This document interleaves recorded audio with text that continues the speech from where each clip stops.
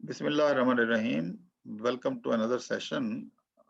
In the previous session, we discussed coding of the open-ending questions, जिसमें मैंने बताया कि पायलट सर्वे हो सकता है या फिर कंप्लीट सर्वे करने के बाद हम उसको ग्रुप कर सकते हैं जो रिस्पॉन्सेज आए हैं और उनको यानी so many answers can be grouped into a few logical meaningful responses. हम मल्टीपल रिस्पॉन्सेज में भी उनको कन्वर्ट कर सकते हैं। अब इसमें इस डिस्कशन हमारे इस वीडियो लेक्चर में we will be discussing reverse coding. Reverse coding क्या होती है और इसकी ज़रूरत कब पेश आती है। रिवर्स कोडिंग का मतलब ये है कि अगर आपकी स्टेटमेंट्स हैं यानी जो आंसर्स की स्टेटमेंट्स हैं स्ट्रांगली डिसएग्री, डिसएग्री, न्यूट्रल या अनडिसाइडेड, एग्रीड और स्ट्रांगली एग्रीड, इन स्टेटमेंट्स को हम कहते हैं नेगेटिव टू पॉजिटिव। लेकिन अगर आपका कोई क्वेश्चन ऐसा है कि जो इसके आंसर में से कॉन्ट्रडिक्ट करता हो, अगर उसका ऑर्डर यही रखा जाए यानी 1 to 5 यानी strongly disagree to strongly agree तक। मिसाल के तौर पे अगर आप एक क्वेश्चन पूछते हैं कि आप एक स्टेटमेंट देते हैं आई लाइक इकोनोमेट्रिक्स और रिस्पोंडेंट्स को जो आप ऑप्शन दे रहे हैं 1 to 5 स्केल पे, जिसमें 1 stands for strongly disagree, 2 disagreed, 3 neutral या अनडिसाइडेड और फिर एग्रीड एंड स्ट्रांगली एग्रीड।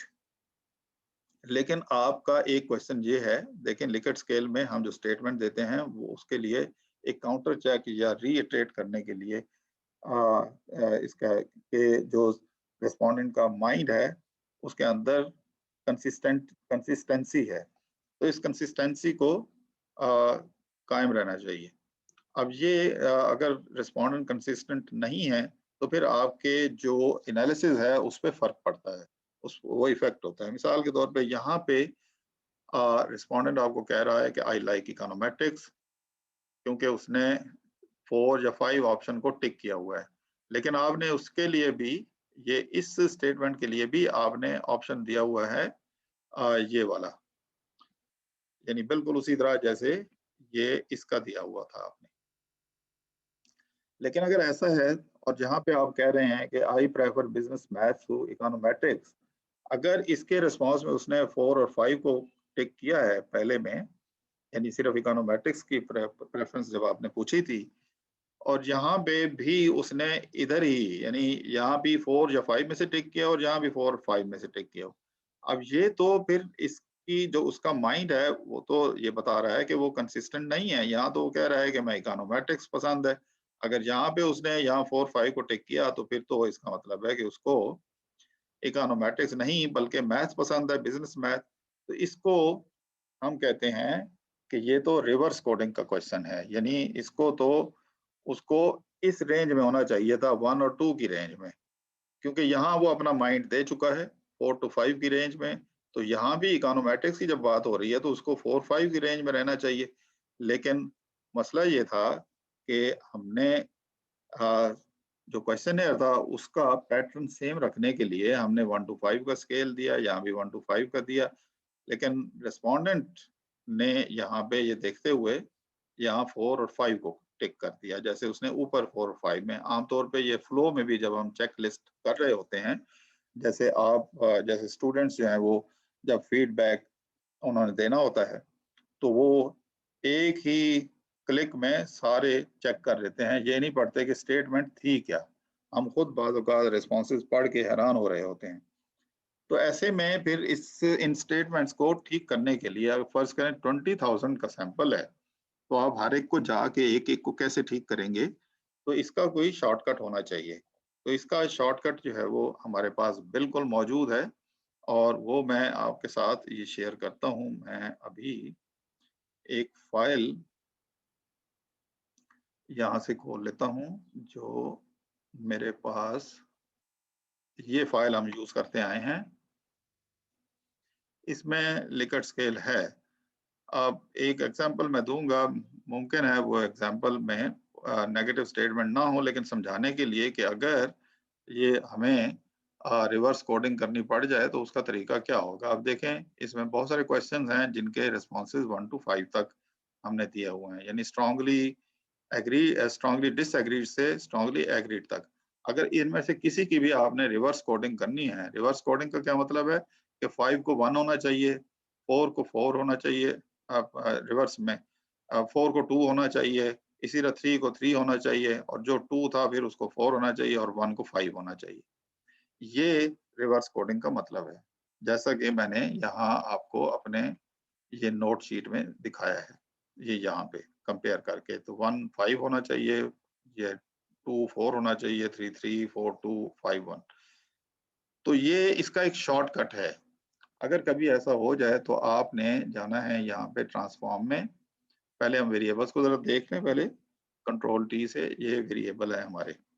इनमें से फर्ज करें कि हमारा ये RF1 है।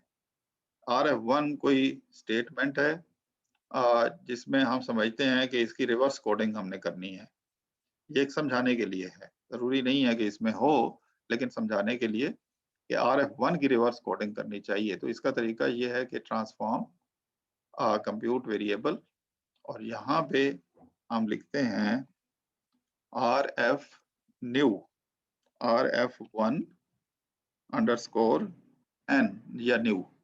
तो अब यहाँ पे थोड़ी सी लॉजिक आपने यूज करनी है। लॉजिक क्या है, आपका स्केल है 1 to 5 और आपने इसको रिवर्स में लेके आना है। तो अगर ये 1 to 5 है तो आप नंबर चूज करें एक उससे ज्यादा यानी 6 और माइनस कर दें उसमें से, ये 6 में से माइनस कर दें वो वेरिएबल जिसकी रिवर्स कोडिंग आपने करनी है। फॉर एग्जांपल हमने बोला था कि RF1, ये मैंने यहाँ पे सॉरी, और हम यहाँ से ये चूज भी कर सकते हैं, इसको शिफ्ट कर से। तो 6 माइनस RF1 ये ऑटोमेटिकली उसको कन्वर्ट कर देगा जो आपकी कोडिंग है। इसको मैंने ओके किया, तो इसमें अब आ जाएं, ये मेरा ये कंट्रोल टी, इसके आखिर में ये RF1N के नाम से ये नया कोड है। और RF1 मैं यहाँ पे अगर देखूं तो RF1 मेरा कहाँ पे है, ये इसको देख लें, ये RF1 ये 4 है और फिर नेक्स्ट भी 4 है। तो देखते हैं कि ये क्या हो गया है अब।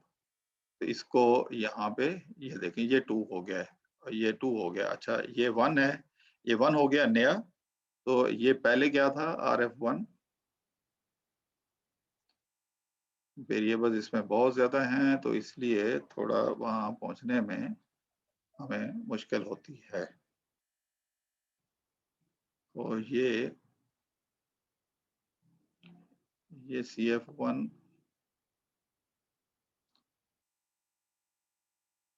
RF1, लेट्स सी कि कहाँ गया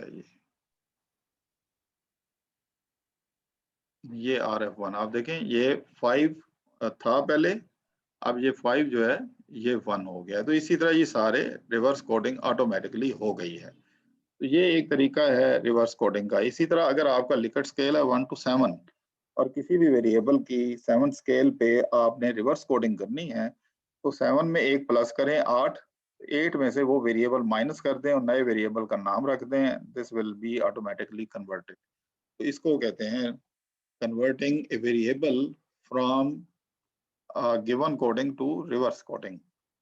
तो मेरा ख्याल है कि इस वीडियो में इतना ही, और बाकी हम इंशाल्लाह नेक्स्ट वीडियो में फिर करते हैं। तो so far so good, thank you very much.